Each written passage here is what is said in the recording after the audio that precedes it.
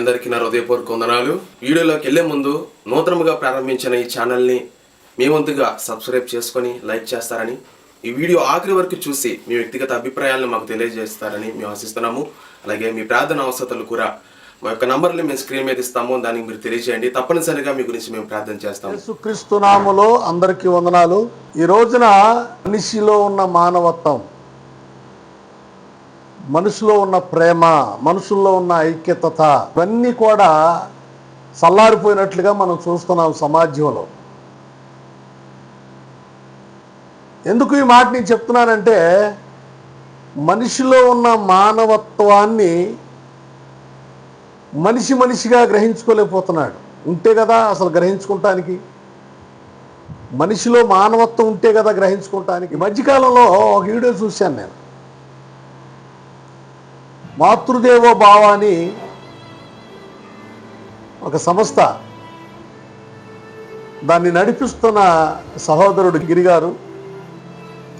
ఆయన విషయంలో నేను ఆయన వీడియోలు కొన్ని చూశాను నేను. ఆయన రియల్గా అనాథులైన వారిని, ఎవరు పట్టించుకోలేని స్థితిలో ఉన్న వారిని, ఎండకు ఎండి వానకు తడిసి ఎవరు పట్టించుకోలేని స్థితిలో ఉన్న రోడ్ల మీద ఉన్న వారిని, కుక్కలతో బ్రతుకుతున్న వారిని, తినటానికి కూడా తిండి లేని స్థితిలో ఉన్న వారిని, వస్త్రాలు లేని, వస్త్రాలు మాసిపోయి ఒక్కొక్క వస్త్రాలు నేను చూశాను, గోనుపట్టాలాగా ఉన్నాయండి. తలలో పెరిగిపోయి, తలలు ఇంత పెరిగిపోయి, ఏమండి, కుక్కల మధ్యలో అన్నం తింటూ, రోడ్ల మీద తింటూ, అటువంటి భయంకరమైన స్థితుల్లో ఉన్న మనుషులు సమాజంలో ఉన్నవారు. వాళ్ళు సమాజంలోనే ఉన్నారు, మనుషులు తిరుగుతున్న సమాజంలోనే ఉన్నారు. వాళ్ళు ఎవరు పట్టించుకుంటలేదు. కానీ ఈ గిరిగారన్న ఆయన అటువంటి వారు ఎవరన్నా కనిపిస్తే రియల్గా ఆయన బృందంతో వెళ్ళిపోయి,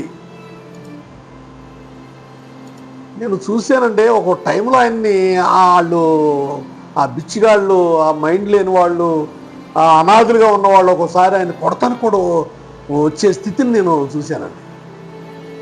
అటువంటి వాళ్ళు కూడా పట్టుకొని తీసుకెళ్ళి ఆయన ఆశ్రయంలో వారికి స్థానం. రియల్ స్టోరీ అండి, ఇది రియల్ స్టోరీ అంతే.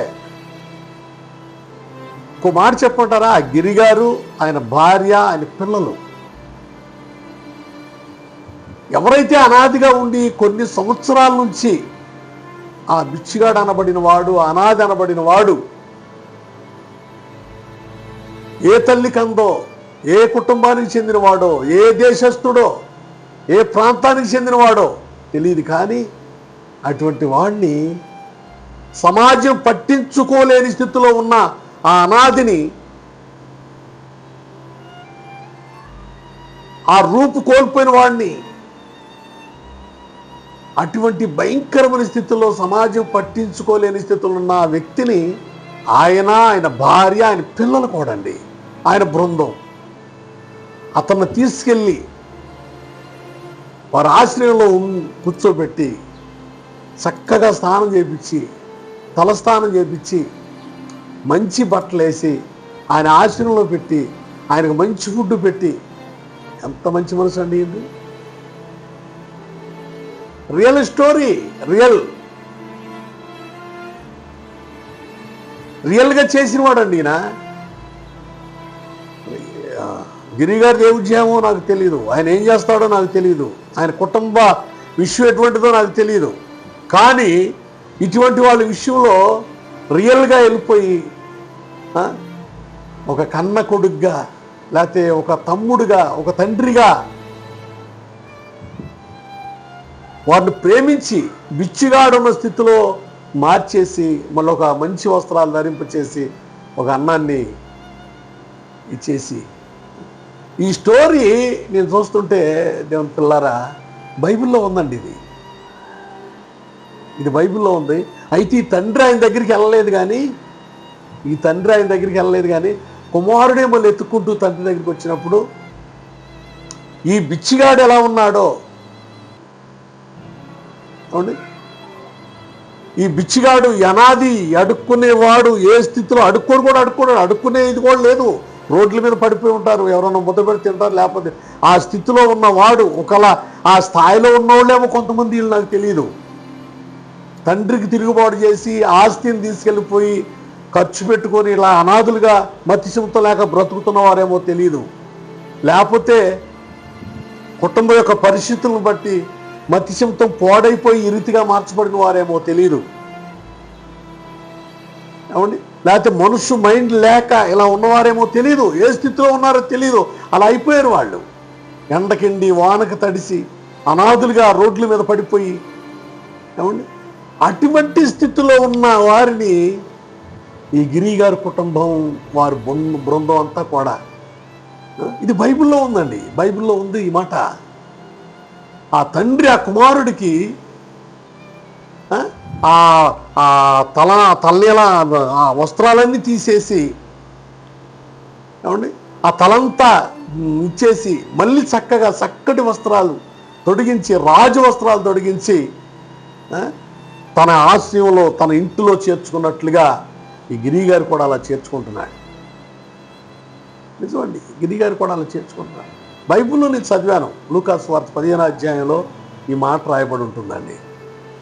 తప్పిపోయిన కుమారుడు అనే మాట ఉంటుంది. అదే స్థితిలో ఈ గిరిగారు ఎత్తుక్కుంటూ వెళ్ళి వాళ్ళని తీసుకొస్తున్నాడు. ఒక వ్యక్తిని అలాగా రియల్గా కడిగి స్నానం చేపించి చక్కగా తన ఆశ్రయంలో చేర్చుకుంటున్నాడంటే ఈ గిరిగారి మనసు ఎంత మంచి మనసో నేను చెప్పలేకపోతున్నాను. ఇంకో విధానంగా చూస్తే అనాథులు అనబడిన వారిలో ఈ సంఖ్య వస్తుందండి. అనాథులు అనబడిన వారు ఎందుకనో దేవుడు ఒక్కొక్కరికి ఒక్కొక్క మంచి మనసు ఇస్తాడు, తెలీదు.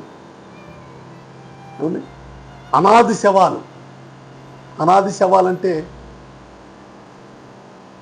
కన్న కొడుకులు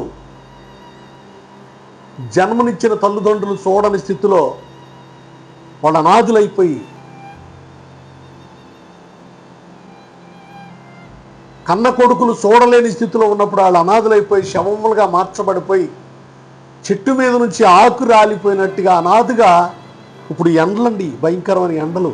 ఈ ఎండలో అనాథ శవాలు ఎంతమంది మార్చబడుతున్నారో తెలియదు. కానీ ఆ అనాథి శవాల్ని చేర్చుకొని చూసి ఎత్తుకుంటూ వెళ్ళి అనాథి శవాల్ని మూట కట్టుకొని, ఏమండి, వారి సంప్రదాయం ప్రకారంగా చేసే మంచి మనసు కలిగిన వ్యక్తులు కూడా ఉన్నారండి. ఇదిగో చూస్తున్నారుగా స్క్రీన్ మీద చూడండి, అనాథి శవాలు. ఎంత మంచి రియల్ స్టోరీలు అండి. వాళ్ళు ఎవరు చూస్తారు చెప్పండి ఆ మాట? ఈ గిరిగారు లాంటి మనసు అనాథి శవాలు ఎక్కడ రాలిపోయి ఉన్నాయో అక్కడికి వెళ్ళి ఎత్తుక్కుంటూ వెళ్ళి ఈ బృందం ఎత్తుక్కుంటూ వెళ్ళి యవన కాలంలో వీళ్ళకి అసలు జోహార్లు చెప్పొచ్చు. వీళ్ళకి యవన కాలంలో ఆ అనాథి శవాల దగ్గరికి వెళ్ళి, ఏమండి, వ్యాన్ వాళ్ళ బృందంతో వెళ్ళి ఆ శవాలను తీసుకొని వెళ్ళి, వీళ్ళే ఏ తల్లి కన్న బిడ్డలో వీళ్ళు తెలియదు. చాలా బాధ కలుగుతుందండి అక్కడ సార్. దేవుడు వాళ్ళకి ఇచ్చిన మంచి మనసు, ఎంత మంచి మనసు చూడండి. వీళ్ళు ఏ తల్లి కన్న బిడ్డలో తెలియదు, కానీ వారినే కన్న తల్లిదండ్రులుగా, తోడబుట్టిన అన్నదమ్ములుగా వీళ్ళు ఆలోచించి వాళ్ళని తీసుకెళ్ళి కార్యాలు చేస్తున్నారంటే వీళ్ళకి నేను ఎంతో దోహార్లు చెప్పాలంటే ఇటువంటి వాళ్ళకి. అనాథులకు అన్నం పెట్టొచ్చండి, అనాథి పిల్లల్ని చేర్చుకోవచ్చు, మంచిగా ఉన్న పిల్లల్ని చేర్చుకొని వాళ్ళని పోషించవచ్చు. ఆహారం లేని వారికి మనం వండి అన్నం పెట్టవచ్చు. నేను పెడతానండి. నెలకోసారి ఏలూరు పట్టణంలో నా భార్య, నేను, నా పిల్లలు భోజనం మా పాస్టర్ గారు ఎవరు చేయరు, మా పాస్టర్ గారే చేస్తుంది, వంట చేస్తుందండి. ఆవిడ తీసుకెళ్ళి వంట చేస్తే మా బాబు మీ అందరూ ప్యాకింగ్ చేసి ఈ ఏలూరులో అడుక్కునే మన ఆహారం లేనివారు బోల్డు మందు ఏలూరు ఉంటే వాళ్ళకి మేము పొట్లాలు పంచిపెట్టిన దినాలు ఉన్నాయి. నేను ఏమంటానంటే దేవుని పిల్లారా, డబ్బుండి అనాథలు పెట్టడం అది మంచి మనిషే, నీ కాదని నేను అన్నాను. కానీ రియల్గా నువ్వు చేయగలుగుతావా ఆ పని? నువ్వు వంట చేసి నువ్వెంత ధనవంతుడు అయినా సరే, నేను ఒకటేం కోరుతున్నానంటే, నీకు ఎంత ఆస్తులన్నా ఉన్నాయి, ఎంత ధనవంతుడన్నా ఉన్నాయి, ఏదన్నా చేయని, నువ్వు ఎటువంటి వాడన్నా కానీ రియల్గా నువ్వు వంట చేసి అనాథులకి నువ్వు నీ బృందంతో పంచిపెట్టగలదువా? నువ్వు ఉన్నోడువే, గొప్పోడువే, ధనవంతుడివే, కానీ నువ్వు చెయ్యవు. నీ చేతి కింద ఉన్నారు చూసావు, వాళ్ళతో చేపిస్తావు. నువ్వు డబ్బు ఇచ్చి వాళ్ళతో చేపిస్తావు, అది కూడా మంచి మనిషే, నేను దాన్ని తప్పు పట్ల. కానీ నువ్వు చేస్తే ఇంకా బాగుంటుందేమో అనుకుంటున్నాను నేను. ఆ ఆహారం అయ్యే ప్రజలకు ఇదిగో ఈ గిరిగారు లాగా, ఇదిగో ఈ అనాది శవాలుగా రియల్ స్టోరీగా చేసినట్లుగా నీవు కూడా అనాది పిల్లలకి ఆహారం పెడుతున్నావే, ఆహారం లేని వాళ్ళకి అడుక్కునే వాళ్ళకి నీవు చేసి, నీ భార్య నువ్వు వంట చేసి నీ బృందంతో నువ్వు పెట్టగలుగుతావు. అలాగా పెడితే నేను సంతోషపడతాను, నువ్వు పెడితే బాగుంటుందేమో అనుకున్నాను. డబ్బుంటే ఎవడైనా చేస్తాడు, చేతిలో డబ్బుంటే ఎవడైనా చేపిస్తాడు, ఆ మనిషి ఉంటే. ఉంది కనుక మీరు చేస్తున్నారు, తప్పలేదు. కానీ ఇంకా నువ్వు ఆ పాత్రల కాడికి వెళ్ళి నీ చేతుకుంటే నువ్వు వంట చేసి ఆ ఆహారం కలిగిన వారికి, ఆ రోడ్ల మీద ఉన్న ఆహారం లేని వారికి నీ బృందంతో పంచిపెడితే ఇంకెంత బాగుంటుందో అని నేను ఆశిస్తున్నానంతే. నువ్వు ఆ పాత్రల కాడికి వెళ్ళి నీ భార్య నువ్వు చేసి ఆహారం లేని వారికి రియల్ స్టోరీగా నువ్వు వెళ్ళి పెడితే నేను దాన్ని మించిన సంతోషం, ఎంత సంతోషపడతానంటే అంత సంతోషపడతాను. చేస్తే బాగుంటుంది అనుకున్నాను. నీ దగ్గర డబ్బుండి పెడుతున్నావు, మంచిదే. ఆ మనిషి కూడా లేదు వాళ్ళు చాలా మందికి. అనాథ బిడ్డలకి డబ్బు సహాయం చేసేవాళ్ళు కూడా లేరు వాళ్ళ. డబ్బుతో కొంతమందిని వంట చేసేవాళ్ళు పెట్టుకొని ఆ వంట ఆహారంగా పంచిపెడుతున్నావు, ఆ మనిషి కూడా మంచిదే. నేనేమంటానంటే, డబ్బుతో చేసేది మంచిదే, కానీ నీవే రియల్గా చేస్తే ఇంకెంత బాగుంటుందని నేను ఆశిస్తున్నాను ఒక సేవకుడిగా. మాట చెప్పమంటారా? నేను ప్రకటిస్తున్నా, యేసు కూడా రియల్గా చేశాడు ఈ లోకంలోకి వచ్చి. దేవుడే మానవుడై ఈ లోకానికి వచ్చి రియల్గా చేశాడు. ఆయన నుంచోబెట్టి చేపించలా. నేను ప్రకటిస్తున్నా, యేసు రియల్గా చేశాడు. ఆయన వంగిపోయి చేశాడు, రియల్గా చేశాడు. ఆయన రియల్ స్టోరీ ఆ ప్రభు చేశాడండి. దేవుడే మానవుడై ఈ లోకానికి వచ్చి రియల్గా చేశాడు. కుష్ఠరోగులు వస్తే అద్దుకున్నాడు, కుంటివారు వస్తే చేపట్టి నడిపించాడు, రక్తస్రావం కలిగిన వారు వస్తే నువ్వు నన్ను ఎందుకు ముట్టావని అడగల, చనిపోయిన వారు సైతం ముట్టాడు ఆయన. రియల్ స్టోరీ నేను ప్రకటిస్తున్నా, నా యేసు రియల్ స్టోరీ. ఎంత ధనవంతుడైనా తను తగ్గించుకొని వచ్చి ఆ పని చేయటం, అది రియల్ స్టోరీ అంటారు. చాలా ఉన్నాయండి, చెప్పాల్సి వస్తే చాలా ఉన్నాయి. చెప్తాను, ఇక రాబోయే దినాల్లో ఒక్కోటి చెప్తాను. ఏమండి, శవాలను, అనాది శవాలను తీసుకెళ్లే మంచి మనసు కలిగిన వారు, అదే శవాన్ని ముట్టినవాడు నా ప్రభు. శవాన్ని పాడిని ముట్టి బ్రతికించినవాడు నా ప్రభు. Real story. వాళ్ళు చాలా మంది చచ్చిపోయిన వాళ్ళు కూడా, చచ్చిపోయిన వాళ్ళు ఎవరో దగ్గరికి వెళ్తే పోరండి, చచ్చిపోయిన వాళ్ళ కాడికి వెళ్ళరు వీళ్ళు. కొంతమంది ఉన్నారు వెళ్ళరండి, చచ్చిపోయిన వాళ్ళ కాడికి వెళ్ళరు. ప్రభు చిత్తమైతే ఈ విషయాలను కూడా నేను ముందు మాట్లాడతాను. పరిశుద్ధ గ్రంథంలో ఉన్న కొన్ని జ్ఞానం కలిగిన మాటలు, మనిషిలో ఉన్న మానవత్వాన్ని తెలిపే ఈ మహాజ్ఞానం కలిగిన ఈ మాటలు, దైవ జ్ఞానం కలిగిన ఈ మాటలు మీరందరూ వినాలని ఆశపడుతూ ఈ కొద్ది మాటలు నేను ముగిస్తున్నాను. అందరికీ వందనాలు.